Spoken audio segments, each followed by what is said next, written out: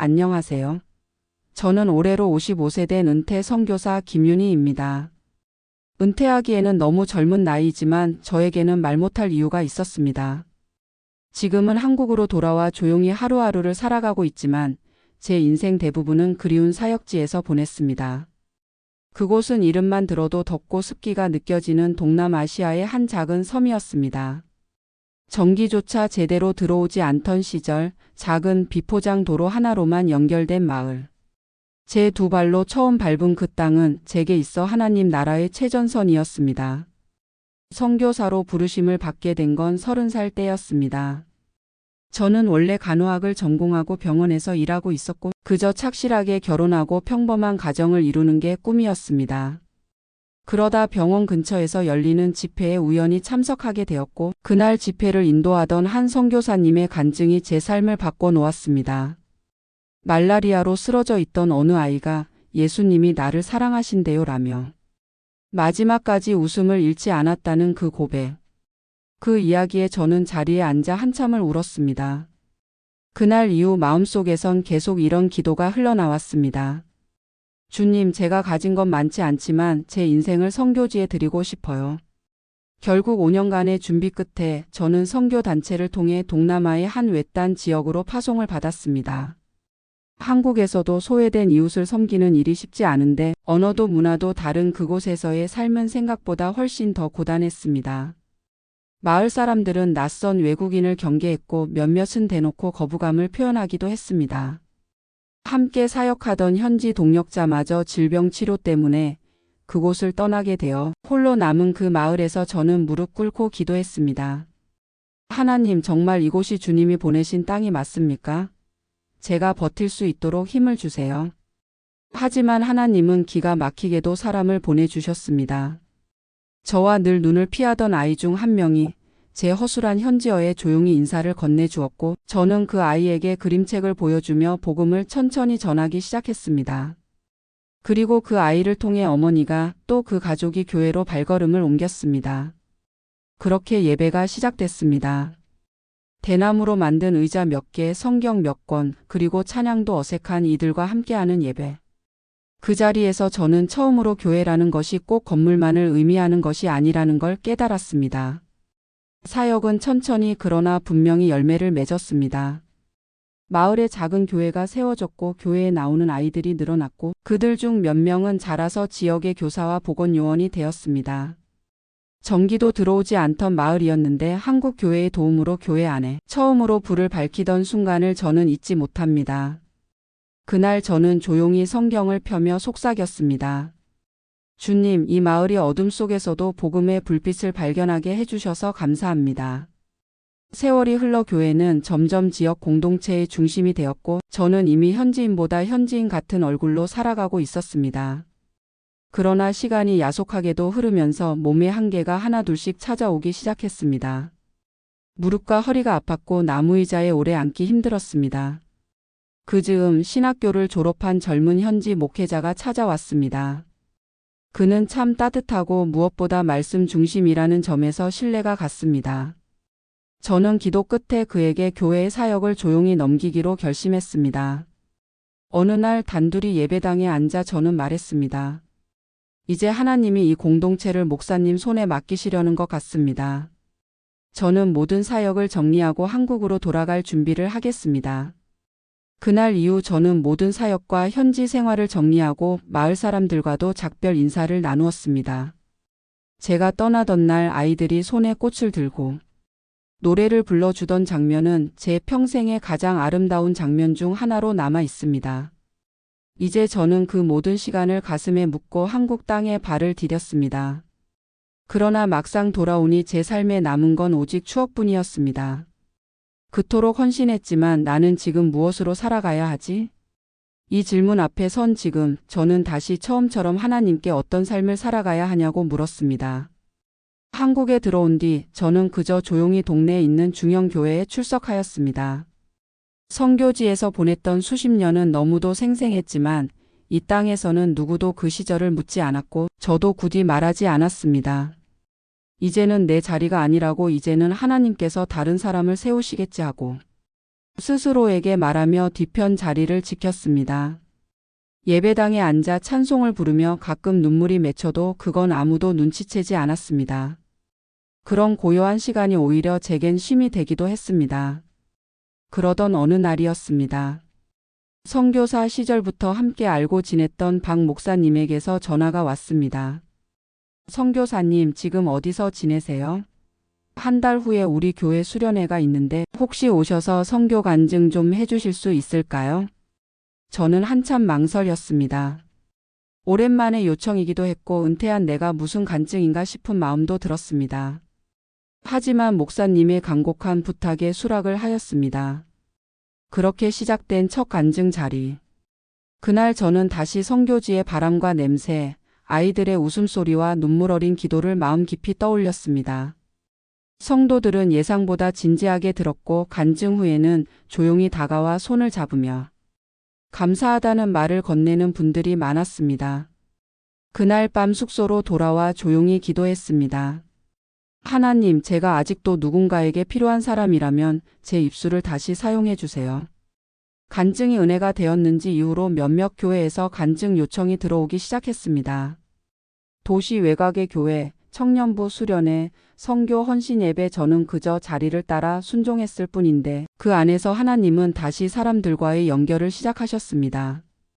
그러던 중 한 교회에서 간증을 마치고 나오는 길에 장로님 한 분이 조심스레 말을 걸었습니다. 선교사님, 혹시 실례가 안 된다면 지금 어디서 지내고 계세요? 현재는 임시 숙소에 거처하고 있습니다. 오래 있지는 못해서 조만간 다른 곳으로 옮겨야 할 것 같아요. 그로부터 며칠 후 장로님은 다시 연락을 주었습니다. 선교사님, 저희 부모님이 살던 집이 비어 있습니다. 교회 근처고 조용합니다. 혹시 괜찮으시다면 그곳에서 지내시는 건 어떠시겠어요? 선교사님이 원하시는 만큼 지내셔도 됩니다. 그로부터 며칠 후 햇살이 따스하게 들어오는 그 집 거실 한가운데 무릎을 꿇고 저는 기도했습니다. 주님, 고맙습니다. 저는 아무것도 가진 것이 없었는데 주님은 이렇게 저를 숨 쉴 수 있는 공간에까지 인도하셨습니다. 감사합니다.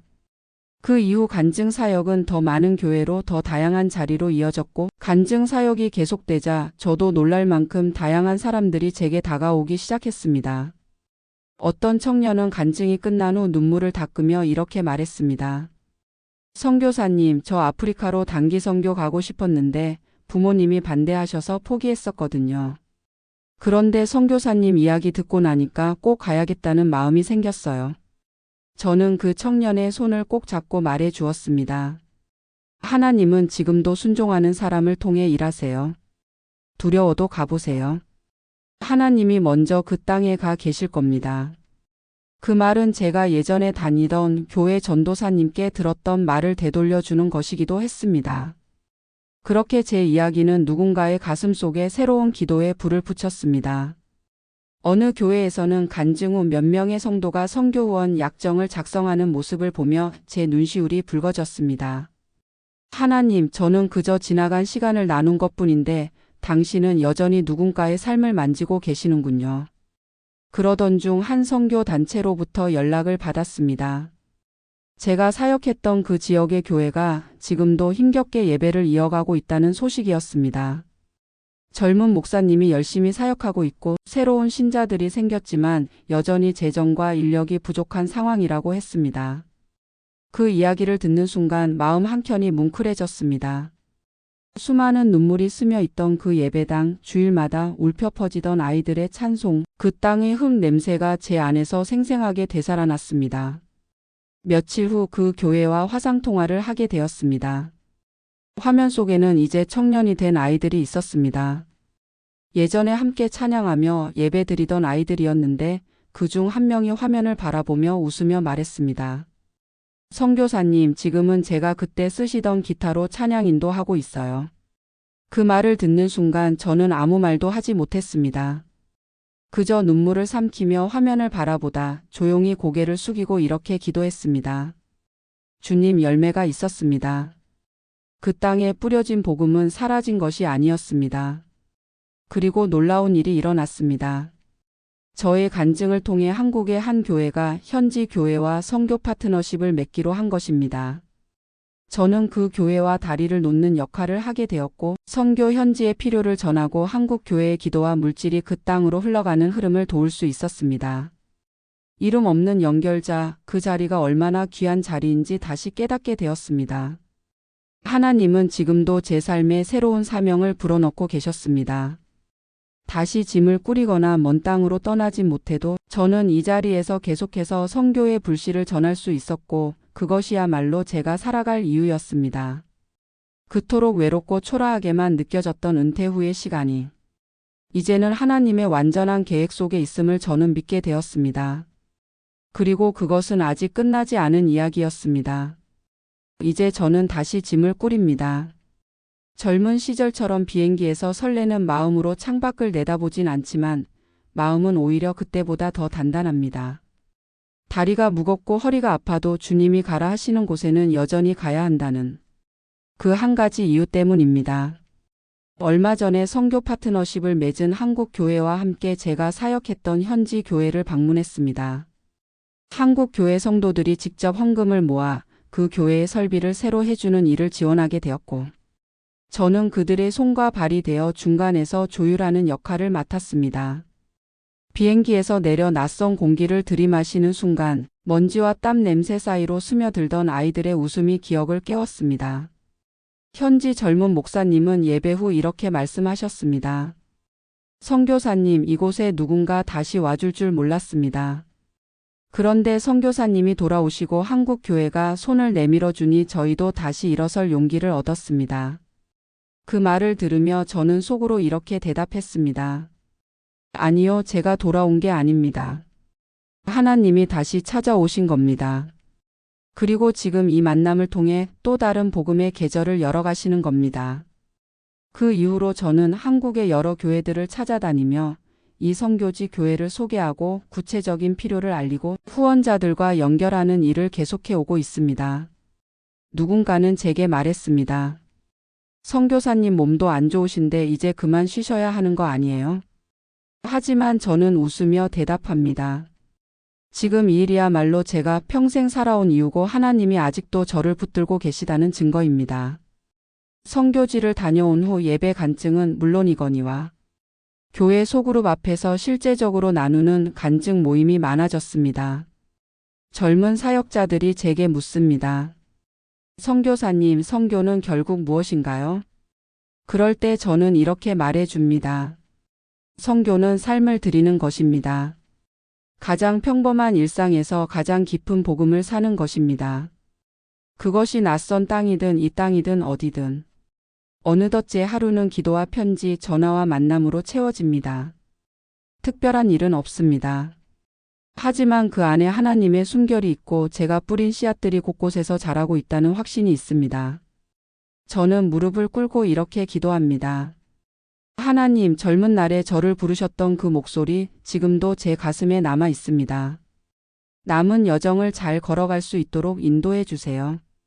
제가 걷는 이 길이 다음 세대의 믿음의 길이 되게 해주세요. 그리고 저는 믿습니다.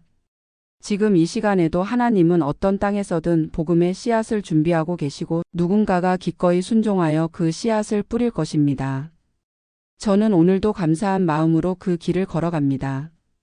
다시 시작된 사명의 길, 그 끝이 어디든 주님이 함께 하신다면 그 길은 복음의 길입니다. 그리고 그것이 제가 남긴 삶의 가장 큰 유산이 될 것입니다.